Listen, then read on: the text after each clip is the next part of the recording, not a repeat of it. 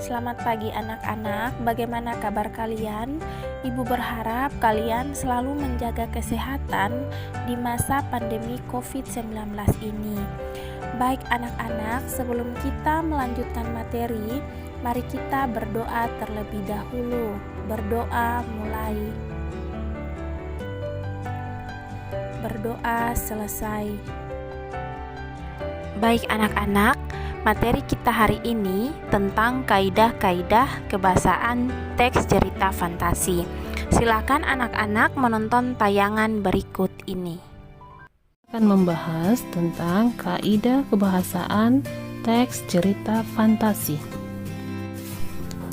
Nah, tujuan pembelajaran kali ini adalah 1. Siswa mampu memahami kaidah-kaidah kebahasaan teks cerita fantasi. 2. Siswa mampu menelaah kaidah-kaidah kebahasaan pada teks cerita fantasi yang disediakan. Nah, kira-kira apa saja ya kaidah kebahasaan pada teks cerita fantasi? Nah, sebentar lagi kita akan bahas satu persatu.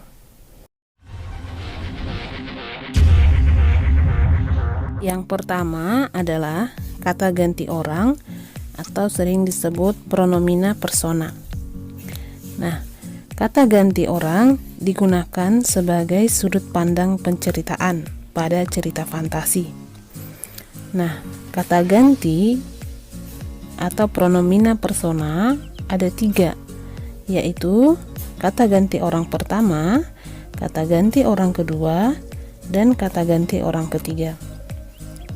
Siapakah orang pertama itu? Dia adalah yang bicara. Orang kedua adalah lawan bicara. Sementara orang ketiga itu adalah yang dibicarakan. Untuk contoh masing-masing kata ganti tersebut, boleh diperhatikan pada tabel yang sudah disediakan.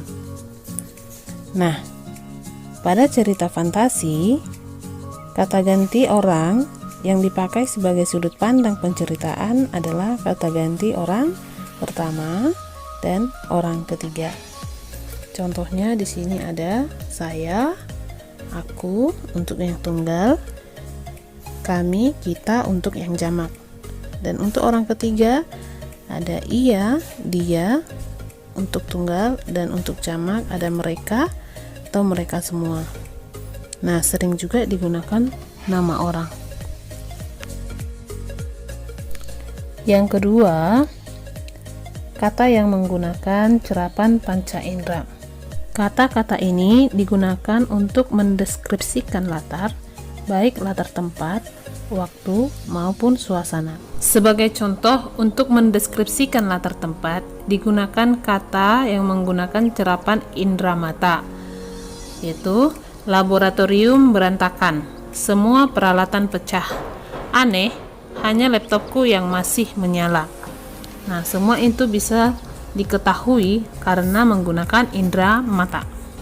Lalu untuk mendeskripsikan latar waktu, boleh dengan menggunakan kata yang menggunakan cerapan indera mata dan telinga.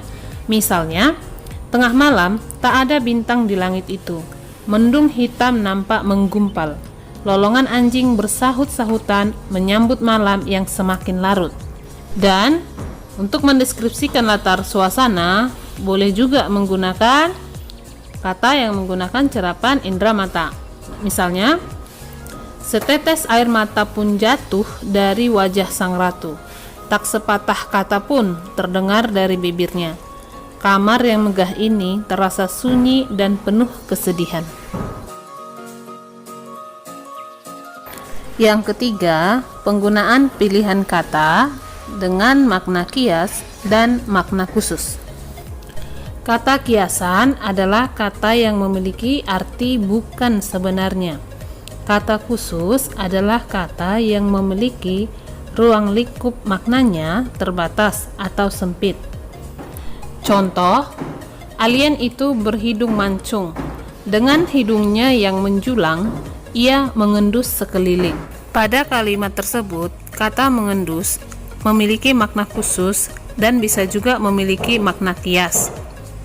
Kata mengendus memiliki makna lebih sempit dari kata umumnya, yaitu mencium dalam hal aroma atau bau.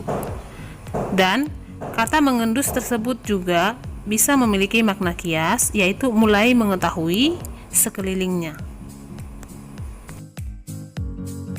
Yang keempat, konjungsi penanda urutan waktu. Konjungsi atau kata sambung urutan waktu digunakan untuk menandakan datangnya tokoh lain atau perubahan latar, baik latar suasana, waktu, dan tempat. Contohnya, Nono nyaris dihukum gantung gara-gara kaos MU yang dikenakannya saat itu. Setelah itu, dia terperangkap di warung Mpok Reni yang merupakan jelmaan iblis. Nah, pada kalimat ini digunakan konjungsi urutan waktu setelah itu.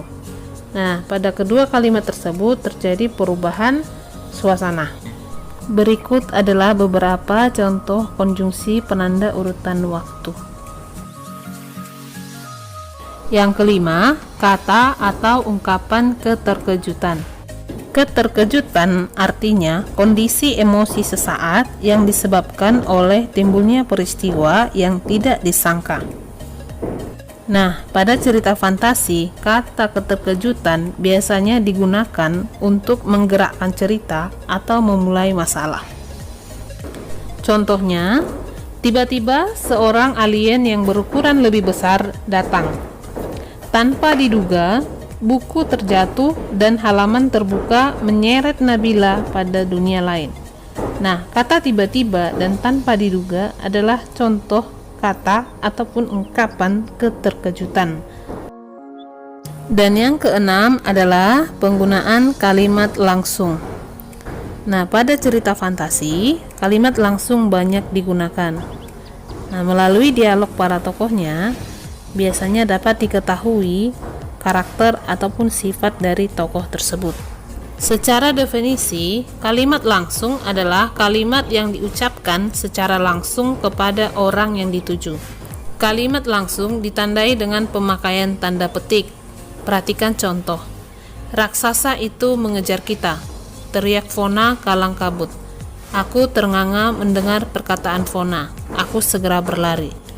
Pada contoh tersebut, kalimat langsung diapit oleh tanda petik, yaitu raksasa itu mengejar kita. Dengan demikian, ciri-ciri kalimat langsung adalah 1. Menggunakan tanda petik. 2. Intonasinya tinggi jika untuk kalimat tanya, datar untuk kalimat berita, dan intonasi perintah jika menggunakan tanda seru. Dan yang ketiga, kalimat langsung menggunakan kata ganti orang pertama dan orang kedua. Kalau di contoh kita, kalimat tersebut menggunakan kata ganti orang pertama jamak dan intonasinya perintah. Nah, untuk penjelasan lebih dalam lagi mengenai kalimat langsung, nanti kita bertemu lagi ya pada teks fabel. Oke?